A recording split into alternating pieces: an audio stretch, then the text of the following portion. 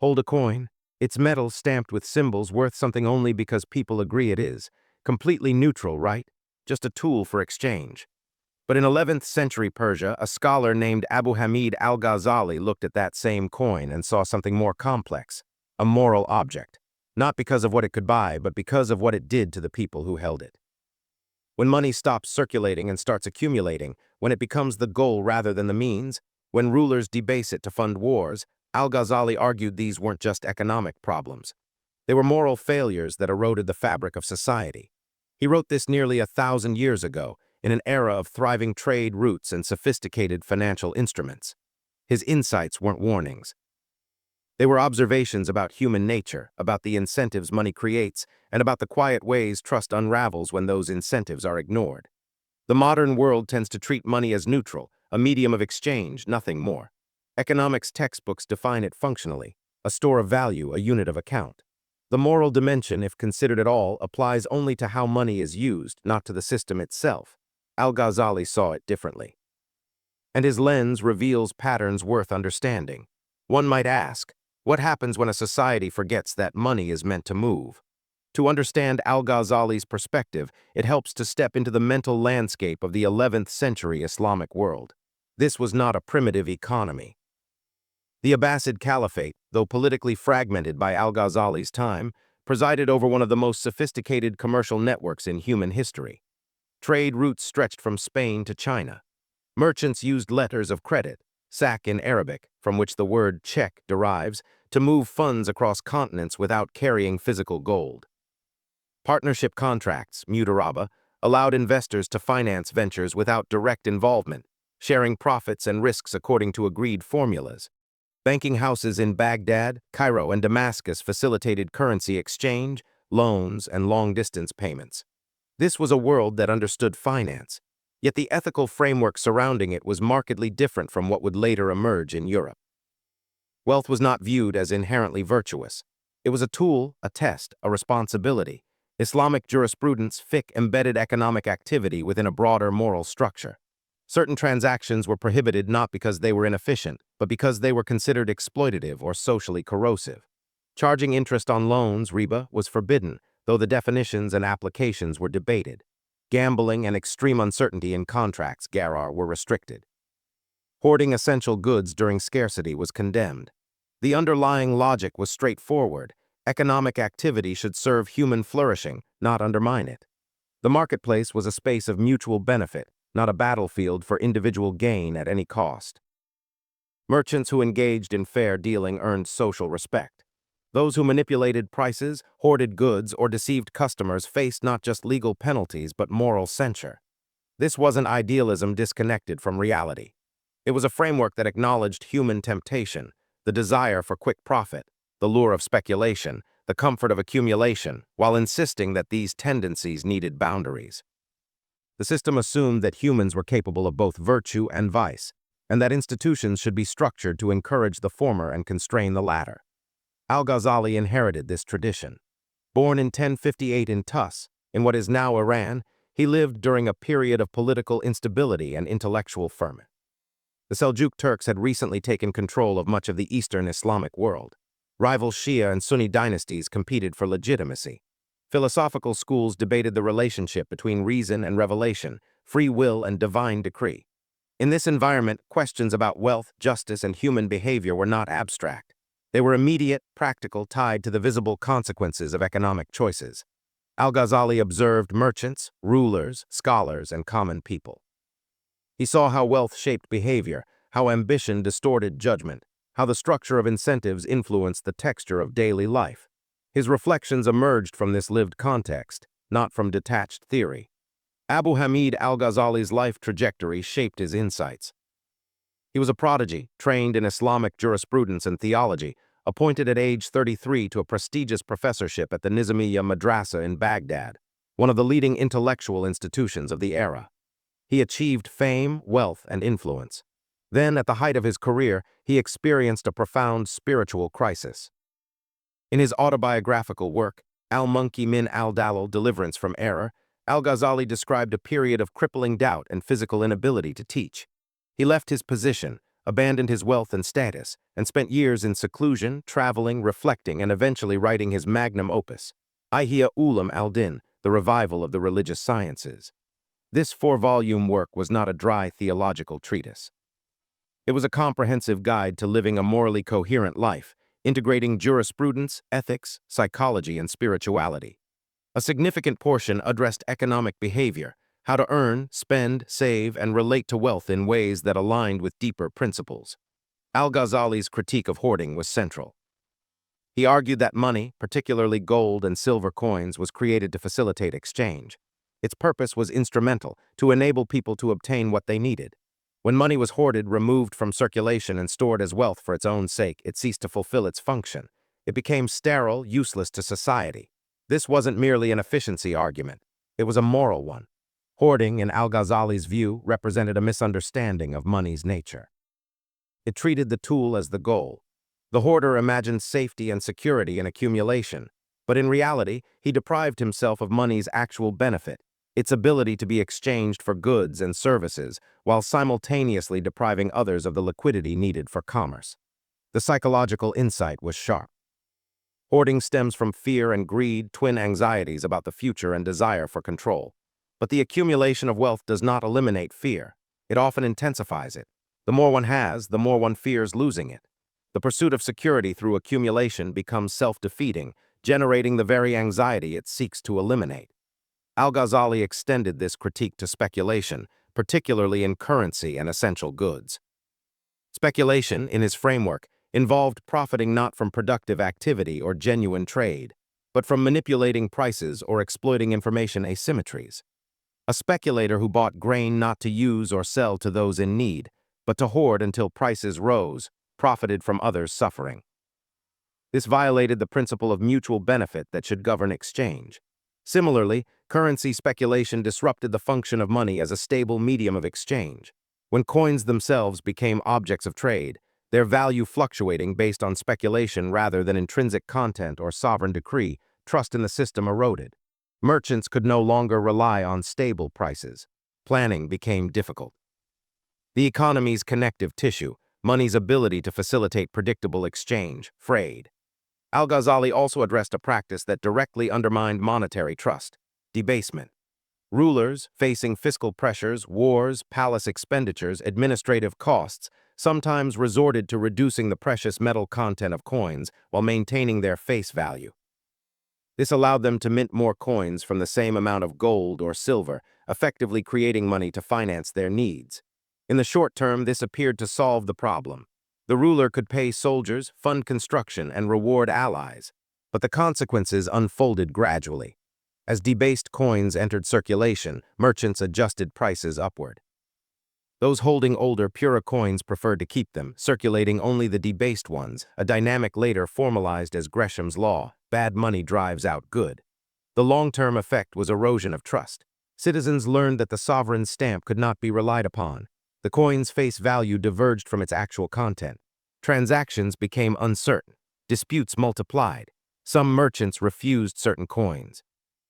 Others demanded payment in goods rather than currency. The economy lost efficiency, and more importantly, it lost the social trust that made complex exchange possible. Al-Ghazali understood this as a moral failure on the part of rulers. Debasement was a form of deception, a lie stamped into metal. It allowed those in power to transfer wealth from the population to themselves invisibly, without the political backlash that overt taxation would provoke. It was theft by dilution, a betrayal of the implicit contract between sovereign and subject. Yet his analysis wasn't moralistic in a simplistic sense. He recognized the pressures rulers faced, the temptations of short-term solutions, the difficulty of resisting expedient measures. His point was that certain choices, however understandable, carried consequences that could not be evaded. Debasement might solve an immediate fiscal crisis, but it created deeper problems: erosion of trust, economic instability, social fragmentation. The unintended outcome was structural. Individual choices, driven by rational self-interest in the moment, aggregated into systemic dysfunction. The ruler debasing currency, the merchant hoarding grain, the speculator manipulating prices, each acted in pursuit of personal gain, but collectively they undermined the conditions that made prosperity possible. This was Al-Ghazali's quiet insight. Economic systems are moral ecosystems. The health of the whole depends on behaviors that transcend narrow self-interest. When participants optimize for individual gain without regard for systemic effects, the system itself degrades, trust erodes, cooperation becomes difficult. Everyone becomes worse off, including those who initially profited from exploitation. He didn't propose utopian solutions. He didn't imagine a world without greed or fear. He simply observed that certain structures and behaviors create conditions for flourishing, while others create conditions for decay. The choice between them is always available and always consequential. Al-Ghazali's writings reveal recurring patterns in human behavior around wealth, patterns that transcend his particular historical moment. The first is the temptation of short-term gain over long-term stability. This is not a moral failing unique to the wicked. It's a cognitive bias inherent in how humans perceive time and risk. Immediate rewards feel more real than distant consequences. A merchant facing the opportunity to profit from price manipulation experiences the benefit immediately, coins in hand, tangible and satisfying. The long-term cost, erosion of market trust, reputational damage, systemic instability is abstract, diffuse, uncertain. Rulers debasing currency face a similar calculus. The fiscal crisis is immediate, the soldiers need pay now, the political threat is urgent. Future consequences of monetary debasement, inflation, loss of trust, economic disruption are distant and can be rationalized as someone else's problem. This temporal asymmetry creates powerful incentives toward choices that feel rational in the moment but prove destructive over time. Al-Ghazali recognized this pattern without condemning it as simple vice. He understood that humans are temporal creatures, embedded in the present, struggling to fully grasp the weight of future consequences. His response was not to demand superhuman virtue, but to emphasize the importance of reflection, stepping back from immediate pressures to consider the broader implications of choices. A second pattern involves the psychology of accumulation versus circulation. Wealth that circulates, spent, invested, lent, given, creates multiple points of benefit. The merchant who uses profit to expand operations creates employment. The donor who funds public works benefits the community. The lender who finances a venture within ethical bounds enables productivity. Each transaction generates not just private benefit but social value. Wealth that is hoarded, by contrast, becomes inert. It sits in treasuries or buried in the ground, doing nothing. The hoarder imagined this as safety, but Al-Ghazali saw it as a kind of death, the death of potential. Money stored indefinitely is money that cannot perform its function. It's like a tool left unused until it rusts. The psychological appeal of hoarding is understandable. Uncertainty about the future drives a desire for control. Accumulation feels like preparation, a buffer against unknown risks. But Al-Ghazali observed that extreme accumulation often reflects not prudence but pathology, an inability to trust, an obsession with control, a misidentification of security with quantity. A third pattern relates to the social nature of value. Money has value only because of collective agreement. A gold coin is valuable not because of the metal's intrinsic usefulness. Gold is soft, impractical for tools, but because people trust it as a medium of exchange. This trust is fragile. It depends on predictability, honesty, and shared adherence to norms. When rulers debase currency, they exploit this trust. They benefit from the lag between the debasement and the public's awareness of it. But once the deception is discovered, trust collapses. The coin ceases to function reliably. This collapse is not merely an economic problem, it's a social one. It signals that the institutions governing exchange cannot be relied upon, that power will exploit the weak, that the rules can change arbitrarily. Al-Ghazali's framework suggests that economic systems are fundamentally trust systems. They function well when participants believe others will act with integrity, when institutions maintain consistent standards, when the powerful do not exploit their position to extract value dishonestly. When these conditions deteriorate, so does the economy, not because of resource scarcity or technological failure, but because of the breakdown of the social substrate that makes exchange possible. These patterns, short-term bias, the psychology of accumulation, the fragility of trust, repeat across contexts. They appear in different forms, shaped by different technologies and institutions, but the underlying human tendencies remain recognizable. The echoes of Al-Ghazali's insights appear, quietly, in later critiques of economic behavior across different cultures and eras. Medieval European scholastics, particularly Thomas Aquinas in the 13th century, developed similar concerns about usury and just pricing. Aquinas, likely unaware of Al-Ghazali's specific writings, arrived at parallel conclusions: that charging interest exploited the borrower's need, that prices should reflect fairness rather than maximum extraction, that economic activity should serve the common good. The reasoning differed in theological details, but the underlying concern was identical. Markets should operate within moral bounds, not as arenas of unconstrained self-interest. In early modern Europe, debates over currency debasement echoed Al-Ghazali's observations. Nicolas Orsmy, a 14th-century French philosopher and bishop, wrote De Moneta on money, arguing that debasement was theft and that rulers who debased currency violated their duty to subjects. Orsmy's analysis was strikingly similar. He identified the short-term fiscal benefit to rulers and the long-term erosion of trust and economic stability. Later, during the development of classical economics, Adam Smith acknowledged the importance of trust and predictability in commercial relations. His concept of the invisible hand assumed not amorality, but a framework of laws and norms that prevented fraud and coercion. Smith's less-quoted writings emphasized the need for virtue, particularly prudence, justice, and beneficence, to sustain market systems. Even in modern contexts, concerns about speculation's social effects resurface periodically.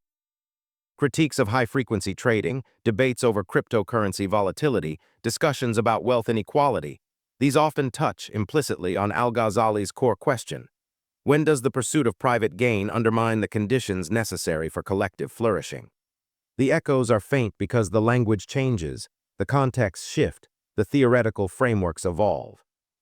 But the pattern persists.